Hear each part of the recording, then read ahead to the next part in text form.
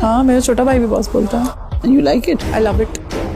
ना मैं कभी टीवी बॉलीवुड বিগ বস 19 তো শুরু হয়ে গিয়েছে এবং বিগ বসের যে সকল পুরানো অনুসারীরা তারাও বিগ বসকে অনেক পছন্দ করছে, কিন্তু সবচেয়ে মজার বিষয় হলো যে এই বিগ বসের ইতিহাসে সর্বপ্রথম কোনো একটি কন্টেস্ট্যান্ট মাত্র একদিনেই ট্রোলের শিকার হতে দেখা যাচ্ছে।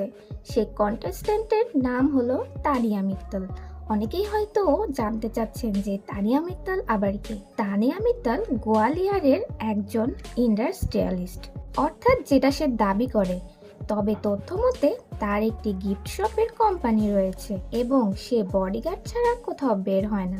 এছাড়াও বিগ বসের ঘরে তাকে নানা রকম শো অফ করতে দেখা গিয়েছে, আর এগুলো শুনে সকলেই তো অনেক বেশি ট্রোল করছে তাকে।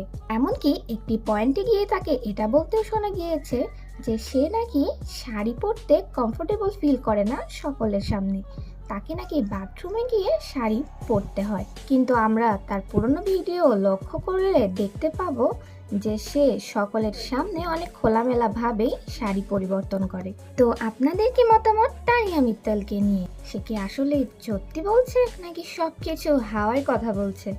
কমেন্ট করতে ভুলবেন না। এবং আপনারা কি বিগ বস 19 এবার দেখছেন? অবশ্যই আমাদেরকে কমেন্টের মাধ্যমে জানান। See you in the next video.